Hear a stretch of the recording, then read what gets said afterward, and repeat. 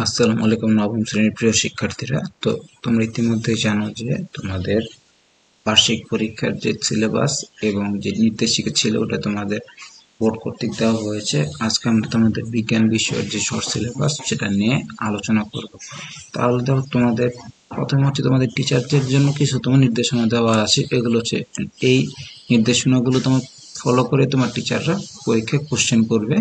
তারপরে দেখো, এটা হচ্ছে তোমাদের বার্ষিক পরীক্ষার সিলেবাস। এখানে দেখো তোমাদের 4টা অভিজ্ঞতা আছে এবং প্রত্যেকটা অভিজ্ঞতার অন্তর্ভুক্ত আবার তোমার কিছু আমাদের চ্যাপ্টার আছে। তাহলে দেখো, আমাদের যে প্রথম অভিজ্ঞতা আছে খেলার মাঠে বিজ্ঞান, ওখানে আছে আমাদের চ্যাপ্টার 1 বল চাপ শক্তি, সেটা হচ্ছে শুধু 1.1 থেকে 1.7 পর্যন্ত। তারপরে আমাদের অভিজ্ঞতাটি হচ্ছে তোমার বায়ু দূষণ, সেটা হচ্ছে অধ্যায় 4, 5, 6, 7। কি কি পদার্থের অবস্থান, পদার্থের গঠন, রাসায়নিক বন্ধন এবং পর্যায় সারণী এবং রাসায়নিক বন্ধন। দেখো এখানে তোমাদের কতটুকু কোন চ্যাপ্টারে কতটুকু অংশ পড়তে হবে তা তোমাদের এখানে দেওয়া আছে। তারপর হচ্ছে তোমার আমার বংশলতিকা, এখানে এটা হচ্ছে আমাদের অধ্যায় 8, এটা আমাদের 8.1 থেকে 8.4 এবং অধ্যায় 9 জৈব অণু, এটা হচ্ছে 9.1 থেকে 9.4। তারপরে আমাদের যে সর্বশেষ অভিজ্ঞতাটি আছে সেটি হচ্ছে আমাদের কত রকম বাড়িঘর, এটা হচ্ছে আমাদের অধ্যায় 14 পরিবেশ ও ভূমিরূপ, 14.1 থেকে 14.5 এবং অধ্যায় 2 তাপমাত্রা তাপমাত্রা ও তাপ, 2.1 থেকে 2.6। দেখো তোমাদের কিন্তু আমাদের যে সাধারণ নির্দেশিকা নিয়ে আমরা তুমি আলোচনা করেছিলাম, তখন ওখানে একটা কথা তোমাদের স্পষ্টভাবে মেনশন ছিল যে আমাদের প্রতিটা অভিজ্ঞতা থেকে কোশ্চেন আসবে। সো ভুলেও তোমরা কোন অভিজ্ঞতার যে চ্যাপ্টারগুলো সেগুলো তোমরা বাদ দিও না, তাহলে পরীক্ষার একটা তোমার বড় মার্কস তোমরা পরীক্ষায় পাবা না। কারণ আমাদের এই প্রতিটা অভিজ্ঞতা থেকে যেহেতু কোশ্চেন আসবে, তাই আমাদের এখানে যতগুলো চ্যাপ্টার বলা হয়েছে প্রতিটা চ্যাপ্টার আমাদের পরীক্ষার জন্য পড়তে হবে। তারপরে দেখো এখানে তোমাদের যে কিভাবে মূল্যায়ন হবে তা নিয়ে এখানে তোমার কথা বলা হয়েছে। মানে আমাদের 30% মার্কস আসবে আমাদের ধারাবাহিক মূল্যায়ন থেকে। এইগুলো হচ্ছে তোমাদের ক্লাসে যে তোমাদের ক্লাস টিচার আছে তারা যে একক কাজ, দলীয় কাজ করাবে, তারপরে তোমাদের পোস্টার প্রেজেন্টেশন, তারপর অ্যাসাইনমেন্ট এগুলো থাকবে। ওখানে তোমাদের টোটাল 30% মার্কস থাকবে এবং বাকি 70% মার্কসটা আসবে হচ্ছে আমাদের যে ফাইনাল পরীক্ষাটা হবে। তোমরা ইতিমধ্যে জানো যে তোমাদের 3 ঘন্টার একটি তোমার ফাইনাল পরীক্ষা হবে। সেই পরীক্ষাটার মার্কস থাকবে 100, কিন্তু ওই মার্কসটাকে আমাদের 70% কনভার্ট করে এই 30%-এর সাথে তোমার যুক্ত করা হবে। এভাবে তোমার 100%-এর মার্কস অনুযায়ী তারপরে তোমাদের একটা গ্রেড দেওয়া হবে। এখন দেখো তোমাদের শিক্ষণকালীন মূল্যায়নের জন্য আমাদের কি টাইপের কোশ্চেন আসবে। এখানে তোমার বলা হয়েছে যে তোমার শ্রেণীর কাজ বা তোমার যে বইয়ের কাজ আছে। এখানে দেখো তোমাদের একটা এক্সাম্পল দেওয়া আছে যে অনুশীলন বইয়ের পৃষ্ঠা 73 থেকে 75 যে কাজটি আছে ওই টাইপের কাজই আসবে।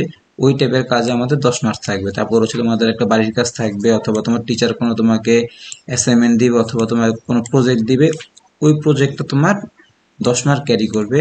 ওটা দেখো তোমাদের একটা এক্সাম্পল দেওয়া আছে তোমাদের অনুশীলন বইয়ের পৃষ্ঠা 34 থেকে পৃষ্ঠা 36-এ। আরেকটা হচ্ছে তোমাদের ব্যবহারিক কাজ থাকবে, এটা হচ্ছে একটা পরীক্ষণ টাইপের কাজ থাকবে, ওটা তো তোমার 10 মার্ক থাকবে। এই টোটাল 30 মার্ক মিলেই তোমাদের আমাদের কি বলে যে চিকনকালীন মূল্যায়নটা হবে এবং এই সম্পূর্ণ মার্কসটা তোমাদের ক্লাস টিচারের হাতে থাকবে। সে তোমাদের পারফরমেন্স দেখে তারপর তোমাদের এটাতে তোমার মার্কিং করবে। আর যে আমাদের ফাইনাল পরীক্ষাটি হবে ওটাতে তোমরা জানো যে আমাদের 100 নাম্বারের পরীক্ষা হবে, তার থেকে আমাদের 70% মার্ক আমাদের এই 30-এর সাথে আমার যোগ হবে। তাহলে দেখো যে ওই 100 নাম্বারের মানদণ্ডটা তোমার কিরকম হবে। ওই 100 নাম্বারের মধ্যে আমাদের কি বলে নৈবেদিক প্রশ্ন থাকবে, তার মধ্যে আমাদের বহু নির্বাচনী প্রশ্ন থাকবে হচ্ছে তো 15টা। আমাদের এই 15টা প্রশ্নের উত্তর দিতে হবে এবং প্রতিটা প্রশ্নের মান হচ্ছে 1 এবং আমাদের এক কত উত্তর থাকবে 10টা। ওখানে আমাদের প্রতিটা প্রশ্নের উত্তর দিতে হবে, এখানে থাকবে 10টা। এর মানে আমাদের নৈবেদিক অংশ থেকে টোটাল 25 মার্ক থাকবে। তারপরের অংশটা হচ্ছে আমাদের সংক্ষিপ্ত প্রশ্ন, আমাদের 10টা সংক্ষিপ্ত প্রশ্ন থাকবে, প্রতিটা প্রশ্নের 2 মার্ক। তাহলে আমাদের এখানে থাকে তোমাদের 20 মার্কস।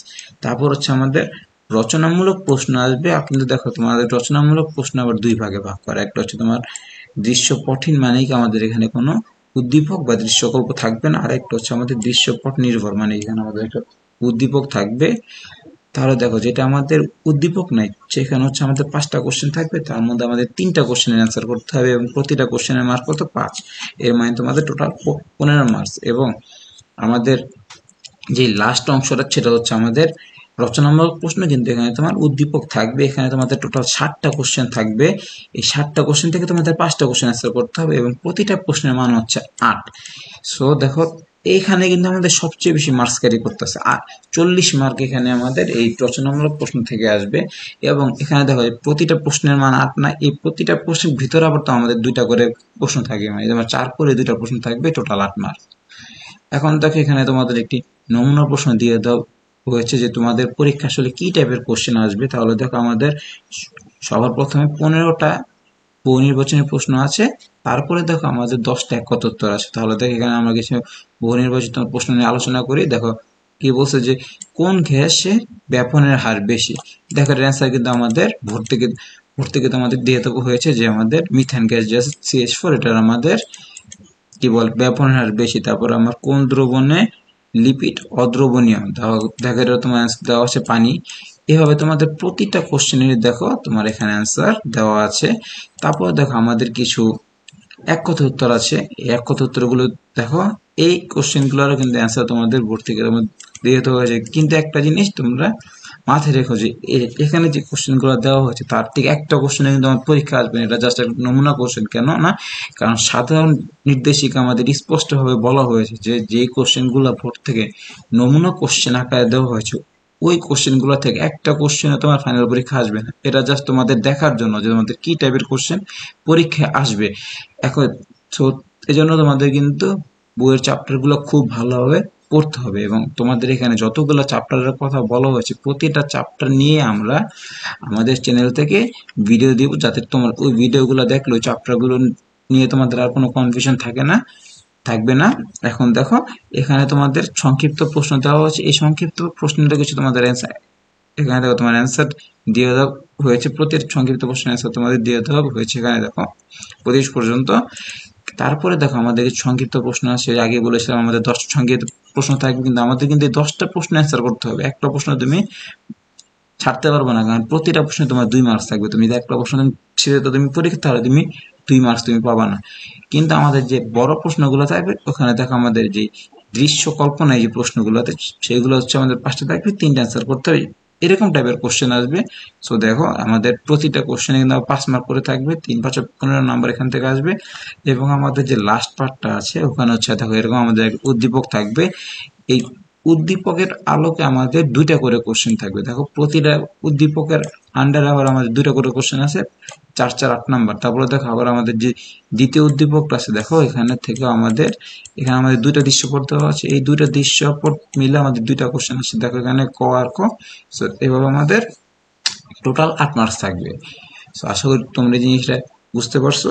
সো আজকে আমরা হচ্ছে তোমাদের বিজ্ঞান বিষয়ের যে শর্ট সিলেবাস আছে এবং পরীক্ষার মান বন্টনটা ওটা নিয়ে আলোচনা করলাম। পরবর্তীতে আমরা তোমাদের বাকি সকল বিষয়ের এভাবে সিলেবাস এবং মান বন্টন নিয়ে আলোচনা করবো, এবং যেই চ্যাপ্টারগুলো তোমাদের পরীক্ষায় আছে ওই প্রত্যেকটা চ্যাপ্টার আমাদের ইউটিউব চ্যানেলে তোমরা প্লেলিস্ট আকারে তোমরা পেয়ে যাবে, যাতে তোমাদের কোনো কনফিউশন থাকলে তোমরা তোমাদের কনফিউশন গুলো ওই ভিডিও দেখার মাধ্যমে দূর করতে পারো।